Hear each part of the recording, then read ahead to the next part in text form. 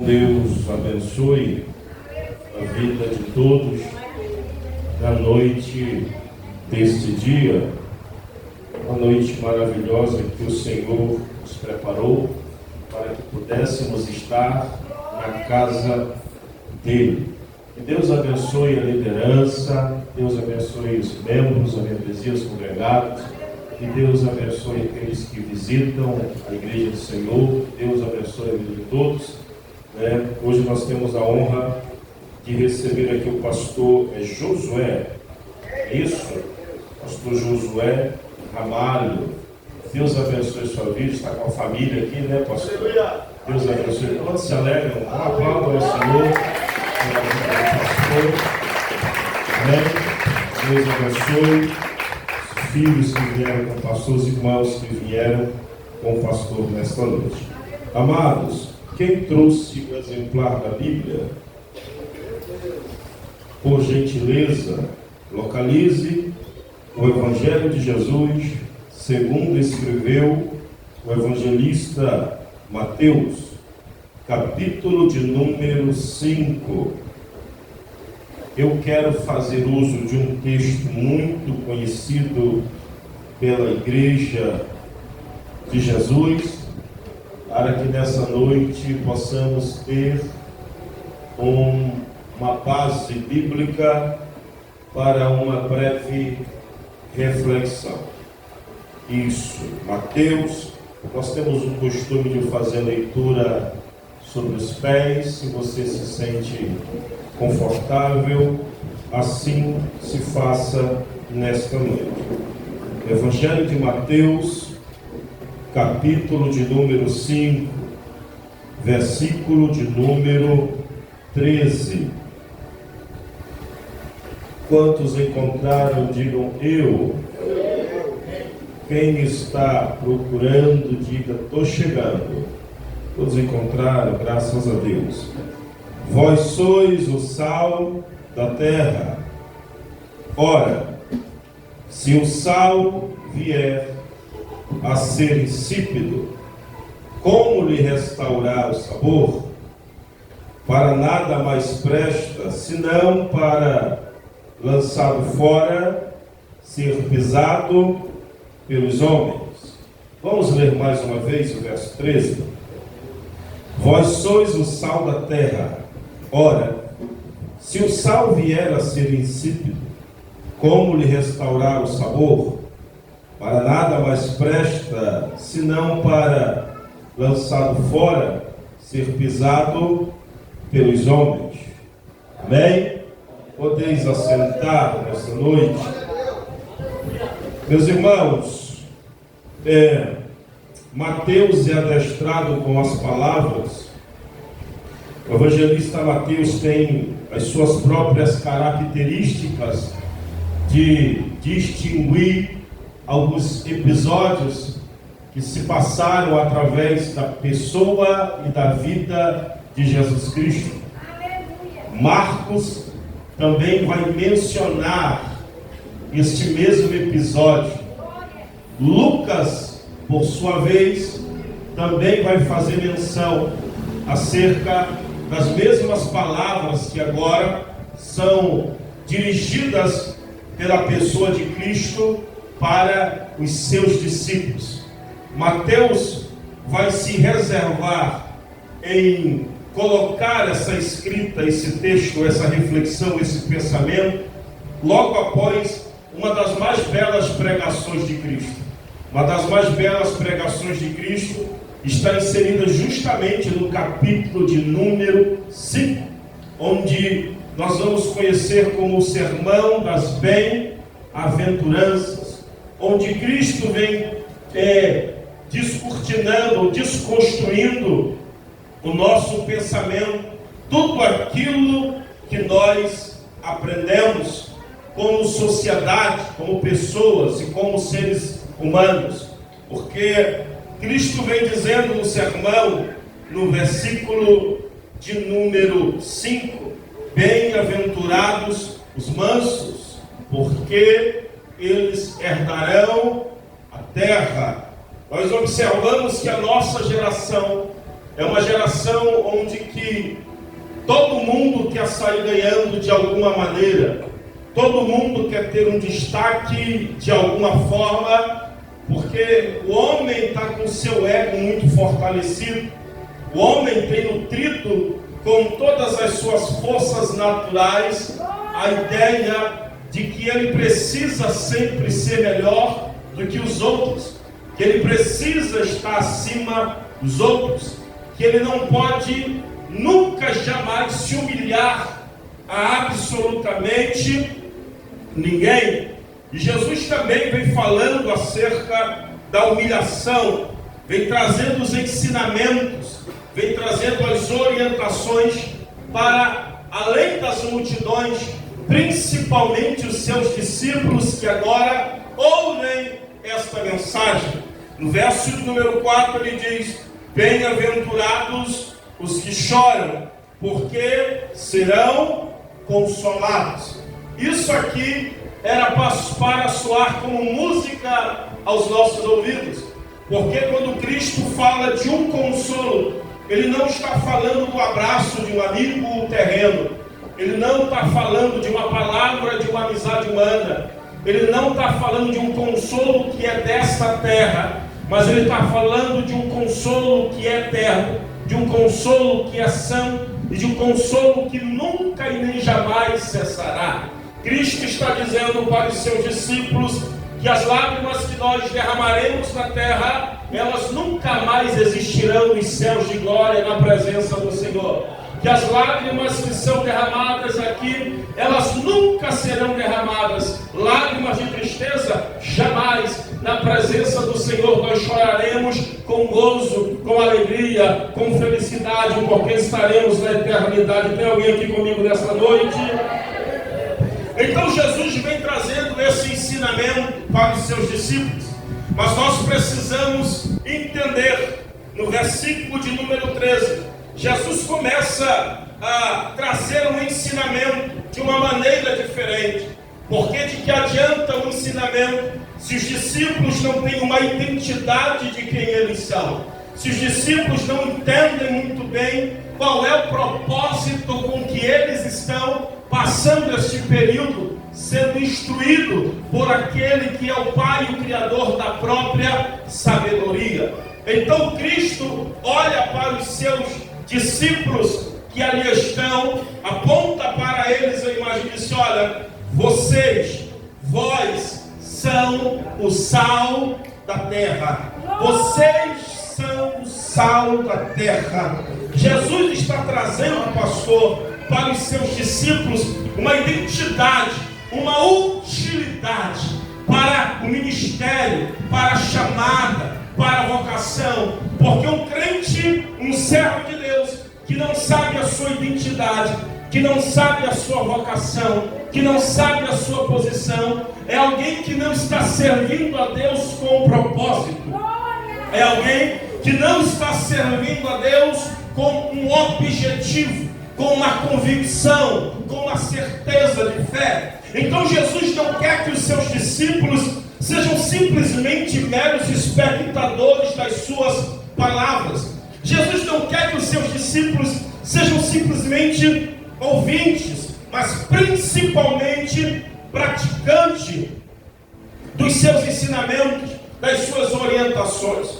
Eu olhando esse texto hoje, eu me maravilhei com a riqueza de detalhes que nós vamos encontrar, porque Jesus não fala acerca dessa característica, dessa identidade para mais de ninguém.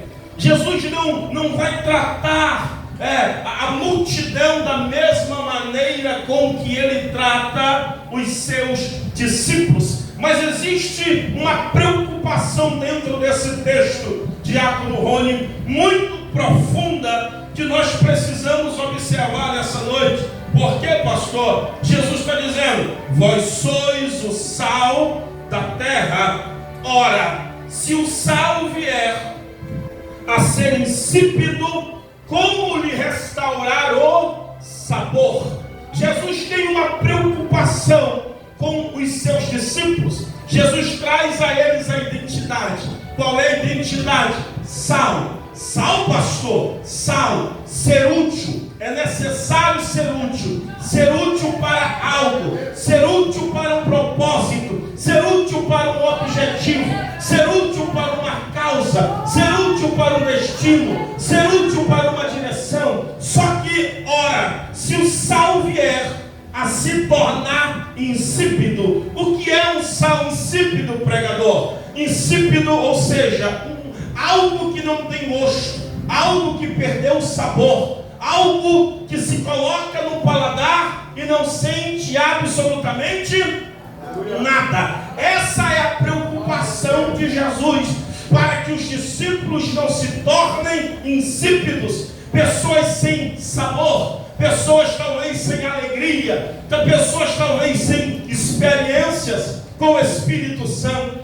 E eu, como um curioso em tudo que eu leio, em tudo que eu observo, eu fiz algumas pesquisas acerca da possibilidade desse rapaz do sal perder o sabor. Eu olhei, pesquisei tudo que eu podia pesquisar. Nos meus livros não achei absolutamente nada, nenhuma reação química que pudesse fazer com que o sal perdesse o seu sabor. Eu olhei na internet, também não achei nenhuma reação química, nenhum agente químico que fosse possível tirar o sabor do sal, que fosse possível fazer com que o sal perdesse de fato o seu sabor e ele de fato ficasse inútil para o consumo. Então, Jesus nos dá uma identidade, uma característica, porém, com essa identidade, com essa característica que ele nos dá, vem também uma grande e pesada responsabilidade.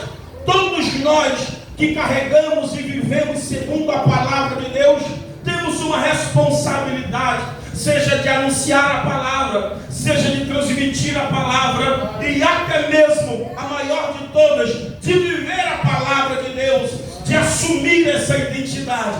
Mas e se eu me tornar insípido, pastor? Se eu me tornar inútil? Qual é a possibilidade? De que maneira o sal consegue se tornar insípido? Eu preciso explicar isso aqui para você.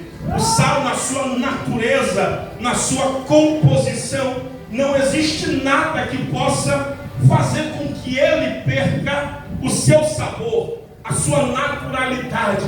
Mas existe uma maneira de o sal se tornar impróprio para o uso. Qual é a única forma, pastor? Nós precisamos entender isso acerca da palavra. É quando este sal, após ser passado por um processo de refino, após esse sal ser passado por um processo de transformação durante a sua extração, até estar pronto para o seu devido consumo, só tem uma maneira de ele se tornar insípido. Sabe qual é? Ele se misturar com impurezas, com coisas que não prestam, com algo que não deveria estar ali, com coisas que não fazem parte da sua composição. Aí sim ele se torna insípido, aí sim ele se torna inútil, aí sim ele não tem mais nenhum tipo de valor. A nossa vida com Cristo, ela é da mesma maneira. Não existe a menor possibilidade de eu querer servir a dois senhores. Não tem como eu querer servir a dois senhores. Não tem como eu querer agradar o coração de um e querer também agradar o coração de outro. Porque a própria palavra nos diz que se nós agradarmos a um, nós com certeza desagradaremos ao outro. Então qual é a maneira da minha identidade ser manchada? Qual é a única maneira de eu perder de fato a minha identidade, pastor? Existe uma maneira de eu me tornar inútil? Existe uma maneira de eu me tornar insípido? Existe uma maneira de eu não ser útil? Existe. Qual é, pastor? Servir ao Senhor, mas está contaminado com as coisas lá do mundo. Servir ao Senhor, mas está cheio das coisas que vem lá do mundo. Tem gente que serve a Deus, mas ainda não sabe o valor da palavra perdão. Tem gente que serve a Deus, mas ainda anda de mal com o irmão, com a irmã, não tem comunhão uns com os outros. Tem alguém que serve ao Senhor, mas ainda não largou o CD do brega, que está escondido lá debaixo do tapete da casa. Tem gente que serve ao Senhor, mas ainda está impuro com as coisas do mundo. Na sua forma natural, não há como perder o sabor, mas tem como ficar inútil para o uso. Na sua forma natural, não tem como perder a sua consistência, mas pode ficar inútil para o uso. Quando, pastor? Quando está contaminado. E o que tem de gente hoje contaminada, cheio de rancor no coração. E o que tem de gente hoje contaminada, quer morar no céu, mas na primeira oportunidade difama a irmã, difama o irmão. E quando tem gente contaminada, fala do céu, mas está entregue às coisas e às vaidades terrenas. Como tem gente contaminado, achando que tem sabor, mas já perdeu o sabor faz tempo, achando que ainda é útil, mas se tornou inútil há muito tempo, achando que ainda tem posição, mas perdeu a sua posição há muito tempo. Tem alguém aqui comigo nessa noite? Jesus nos dá uma oportunidade. Você é salvo, mas e se você perdeu o sabor? Eu acho que essa é a pior fase na vida do crente, quando ele entende que ele perdeu o sabor, quando ele entende que não tem força para se levantar, quando ele entende que não tem mais nada que faça ele se mover da condição em que ele chegou. Que é isso, pastor? Perdi o sabor. Não gosto mais de orar, não sinto vontade. Não quero mais saber de Bíblia. Oração na igreja, estou fora. Consagração, estou fora. Viver perto, estou fora.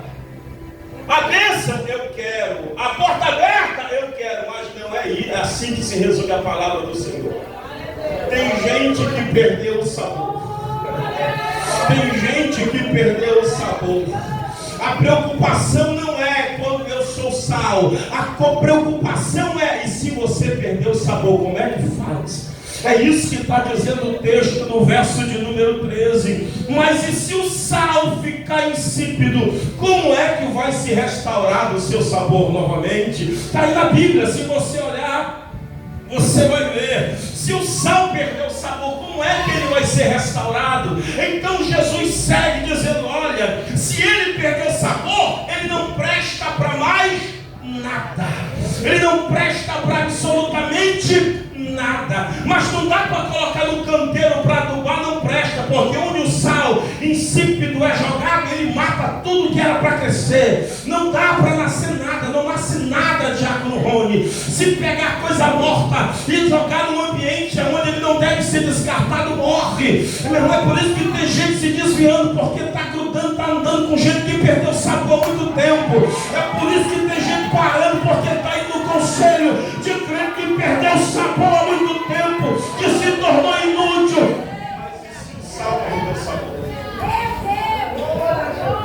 Você percebe que tem gente que está bem, mas começa a ter amizade com quem não quer saber de nada, pastor, vai desviar daqui a pouco.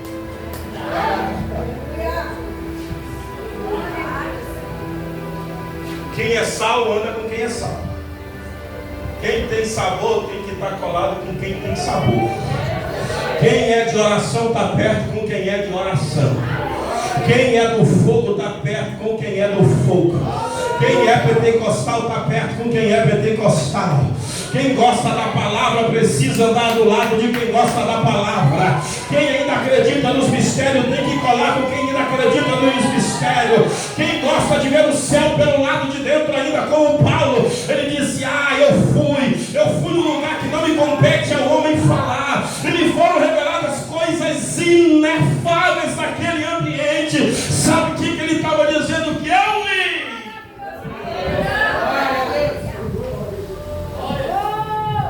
A preocupação, irmãos, quando você perde o sabor da coisa. É quando a gente acha, pastor, que tem que vir para a igreja para pedir perdão. Perdão você pede em casa. Igreja é lugar de comunhão. Perdão você pede no ônibus, no banco, sentado, dizendo: Deus me perdoa. Igreja é lugar de comunhão.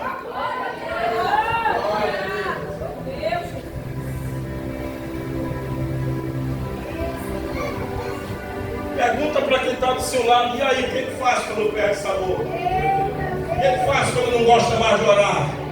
O que faz quando não gosta mais de cultuar? O que faz quando não gosta mais de se levantar na madrugada, dobrar o joelhinho do lado da cama e dizer: Jesus, eu estou aqui para ouvir a tua voz?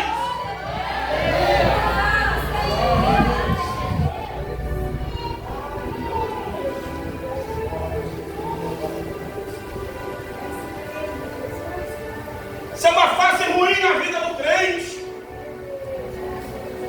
Você sabe quem passou por isso? Elias. Elias chegou debaixo de uma árvore, depois de ter andado alguns dias no deserto, e disse: Deus, eu quero morrer. Para ele nada mais tinha sentido. Eu quero a morte. A desculpa dele, porque eu não sou melhor do que os meus pais. Ele não está falando dos seus pais biológicos, mas ele está falando de Abraão, de Isaac, de Jacó. Ele está dizendo: eu não sou melhor do que os meus antepassados. Eu quero morrer. Tem hora que a gente olha para a vida e ela parece que não faz mais sentido nenhum. Tem gente vivendo, tanto faz, como tanto fez. Todos os dias a gente abre o noticiário, é morte. Tem gente que está dizendo: eu estou desde criança ouvindo que Jesus vai voltar, e eu ainda não vi nada de Jesus voltando. Todo dia ele volta para alguém, pastor.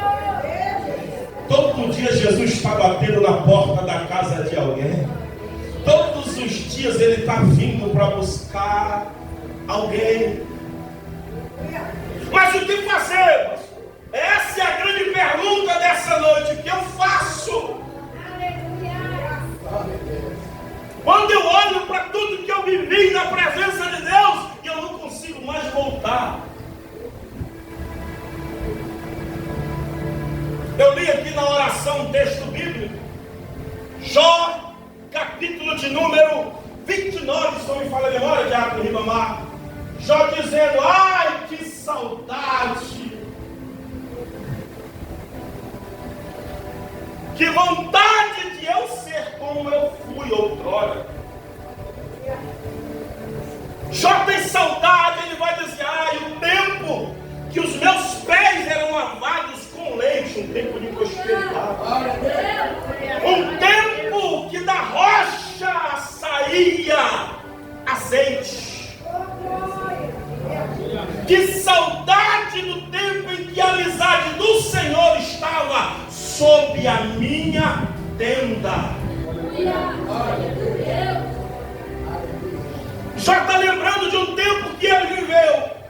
E pela sua realidade, ele acha que ele nunca mais vai viver aquilo. Porque ele perdeu os seus animais, tudo. Perdeu todas as suas terras. Perdeu todos os seus empregados, seus funcionários. Os amigos dizendo: Jó, confessa logo o teu pecado e deixa esse negócio quieto e morre logo. A mulher falando para ele: olha, abandona esse teu Deus aí, Jó, e morre também, rapaz. Você imagina o que não passava na cabeça dele? Quais eram os seus pensamentos? As suas lutas?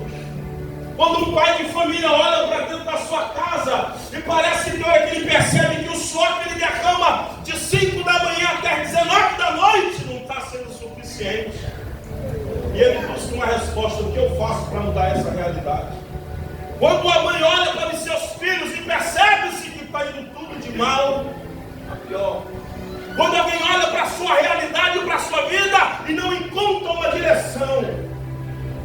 Mas eu vim aqui nessa noite trazer uma palavra para você. Jesus tem uma direção para a minha vida, para a sua vida.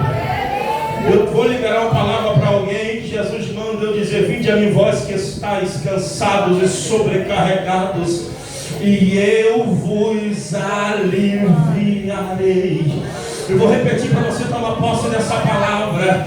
Vinde a mim vós que estáis cansados e sobrecarregados, e eu vos aliviarei. A preocupação não é quando a gente vem. A preocupação é como a gente se comporta quando estamos na presença do Senhor. Porque quando a gente entrega a vida para Jesus é uma alegria. A gente quer ganhar todo mundo da nossa casa, quer ganhar nossa amiga, até para o cachorro a gente prega. Se tiver o papagaio em casa, se converte. Que a gente está bem, quer Jesus, quer levar Jesus para todo mundo. Aí depois de um tempo a gente vai sucumbindo, vai perdendo a força, vai querendo uma desculpa para parar. O irmão que sentava na frente agora fica lá atrás no corredor com o pé assim para alguém pisar, para querer uma desculpa para se desviar.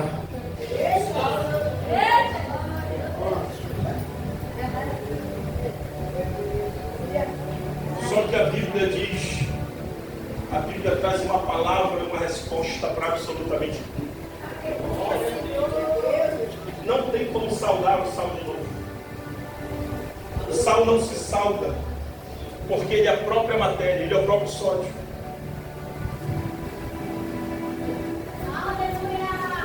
Não se salga aquilo que já é salgado. Como que se torna insípido, pastor? Quando se contamina. Quando o quê? Diga quando se contamina. Diga quando se contamina. Diga quando ouve o que não é para ouvir. Diga quando vai para a roda de conversa, quando a Bíblia diz não nos aceita na roda dos escarnecedores. Tem gente que cai porque se contamina muito fácil. Tem gente que para porque se contamina muito fácil.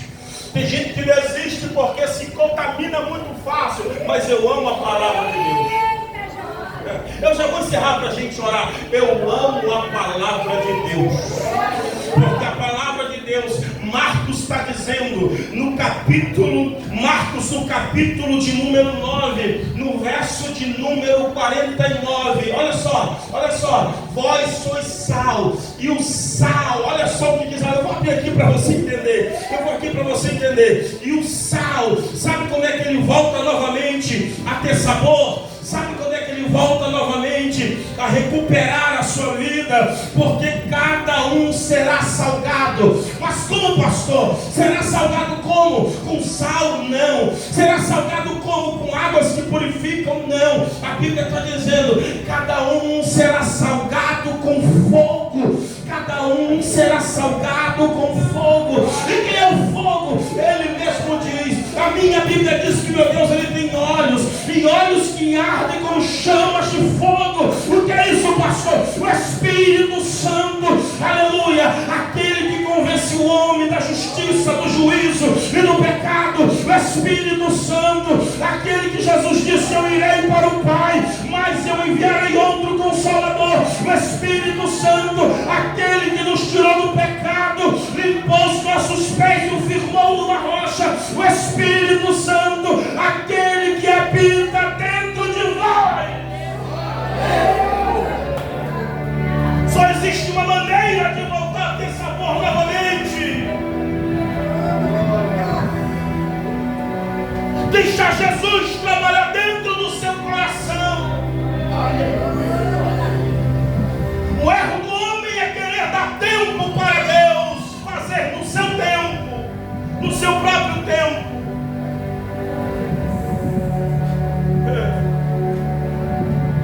Tem uma frase que eu falo aqui nesse altar, e eu sempre digo, o erro do homem é achar que ele precisa se preparar para se entregar para Deus.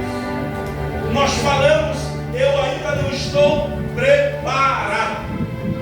E a grande verdade é que nós nunca estaremos, pastor, preparados para entregar-se para Cristo. Nós nunca estaremos preparados. Porque no momento em que eu me sentir preparado, eu estou dizendo, eu não preciso do Espírito. Mas no momento em que eu digo, Senhor, eu não sei como é que eu estou quebrado, aí o Espírito está dizendo, vem que eu te limpo, vem que eu te saro, vem que eu cuido de ti, vem que eu vou te lavar, vem que eu vou te purificar, vem que eu vou te restaurar, vem que eu vou fazer uma grande obra na sua vida.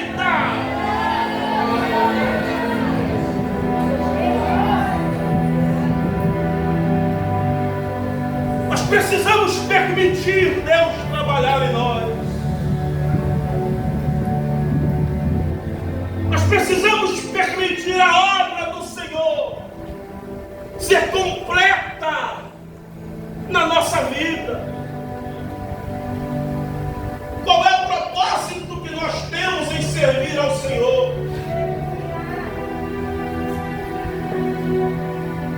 Qual é o propósito que nós temos ao entregar a nossa vida para Deus? Pastor, meu propósito é a minha salvação e a tua família, como é que fica? Quando Deus deu o projeto da arca a Noé, disse, olha, entra tu, tua esposa e os teus filhos e as mulheres dos teus filhos. Qual é o propósito de eu e você servirmos a Cristo?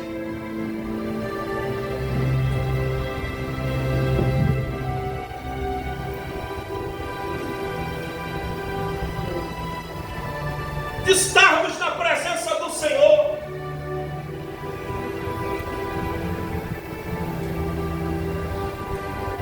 De buscarmos a face do nosso Deus. Aleluia, Senhor. Tem pai que tem que agradecer a Deus porque os filhos estão na casa do Senhor. Quantas mães hoje estão chorando em cima do corpo dos seus filhos que estão jogados nos becos das ruas? Quantas vezes eu acordei, pastor, na madrugada, quando morava na Compensa, para ir socorrer jovens que estavam tendo overdose? Pelo menos 13 vezes eu cheguei, quando eu cheguei perto, já estava morto. Uma vez eu falei para um jovem, terminando um culto de jovens lá na igreja, Rafael, ele estava na escada, e eu fui lá com ele estava afastado dos caminhos do Senhor. Eu falei, meu filho, volta para Jesus. E ele disse, não, irmão, agora não. Eu falei, meu filho, volta para Jesus, isso é uma bênção, volta para Jesus. Não, irmão, agora não. Meu filho, volta para Jesus. Eu fiquei uns 10 minutos com ele insistindo, volta para Jesus, meu filho, volta para Jesus, vem para Jesus, eu estou aqui, eu vou lhe ajudar. Ele disse, irmão, hoje não, irmão, para de encher meu saco. Eu falei, amém. Fui para casa. Quando foi de manhã eu acordei com a notícia, mataram o Rafael. O tio dele matou ele com uma tábua de cortar peixe, batendo na cabeça dele.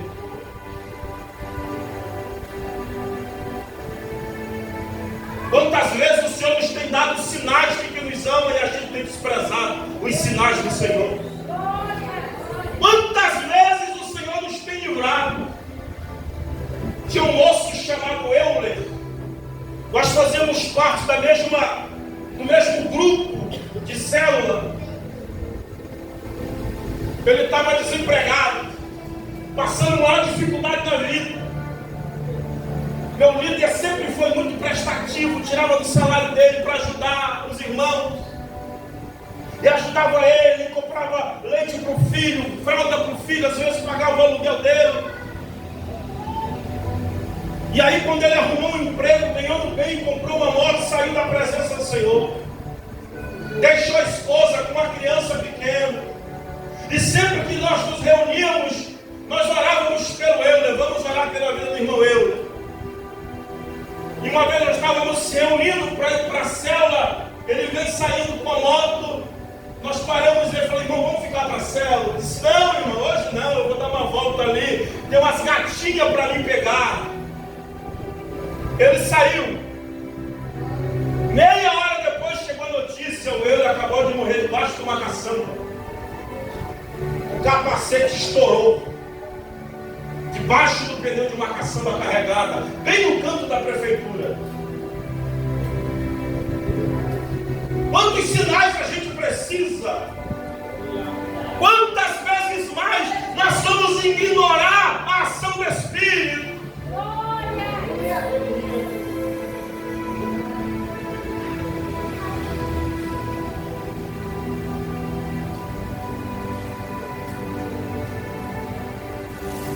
Eis que estou à porta e bato. Se alguém ouvir a minha voz e abrir a porta, eu entrarei em sua casa, cearei com ele e ele comigo. Guarda o que tu tens, para que ninguém roube a tua coroa. Quantas vezes mais o céu precisa falar conosco?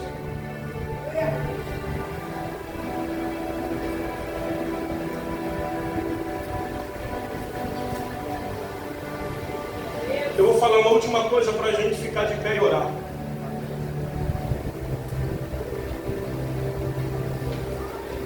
O auge do desespero de Jó, pastor. Ele olhou para um riacho onde tinha uma árvore. Acredito eu que, como diz a letra da canção, assim o texto bíblico, estava com a sua estrutura cortada. Mas quando o homem olha para aquilo e diz: rapaz, a árvore que está cortada, ela está começando a sair os seus ramos novamente. Se tem esperança para a árvore, tem esperança para mim também. Deus não vai amar mais uma árvore e amar menos a mim. Se existe uma esperança para ela, também existe uma esperança para mim. Por mais que alguém tenha falado para você, não tem mais jeito, o céu sempre dá um jeito. Por mais que você tenha falado para você, pastor, eu não vou sair dessa vida, o céu vai virar situações para você sair dessa vida. Quando eu entreguei minha vida para a gente, eu tinha um sonho, ganhar minha mãe para o Senhor. Meu sonho era ganhar minha mãe para o Senhor. E eu orava. Eu orava. Quando foi uma vez, minha mãe extraiu um dente. E ela reclamava de dor. Tá doendo. Passou uma semana doendo, 2 semanas doendo, 1 mês doendo, 12 meses, 13 meses doendo. Falei, tem alguma coisa errada. Falei, tira uma foto e manda para mim, mãe. Minha irmã tirou uma foto do dente que ela tinha extraído. Quando eu olhei a foto, aquele é minha esposa, quando eu olhei a foto, ele falou para mim, é um câncer. E eu vou tratar ela. E eu vou trazer ela para a minha presença. E eu vou levar ela. 2 anos se passaram daquele dia até o dia que o Senhor levou ela. Mas eu dei o estudo do batismo para minha mãe. Minha mãe se tornou dizimista da igreja. Eu tive a alegria de batizar a minha mãe nas águas. A minha mãe descansou, repousou no Senhor nos meus braços. Ah, meu irmão, o Senhor, Ele nos ama, é por isso que nós estamos aqui nessa noite. Eu vou repetir mais uma vez, o Senhor, Ele nos ama, é por isso que nós estamos aqui nessa noite. Ah, pastor, eu me tornei insípido, perdi o sabor por absolutamente tudo na casa do Senhor. Eu vim aqui para dizer que hoje é noite do Senhor restaurar o teu desejo por querer servir a Ele mais uma vez. Eu vim aqui dizer para você que hoje é noite do Senhor restaurar a tua força espiritual. Receba ânimo para voltar para o altar da oração na madrugada. Receba força para voltar à tua leitura, o teu momento de comunhão e devocional com o Senhor. Receba força para se levantar, para clamar pela tua família, pela tua casa, pelos teus filhos, pela tua vida, pela tua cidade, pela tua nação. Receba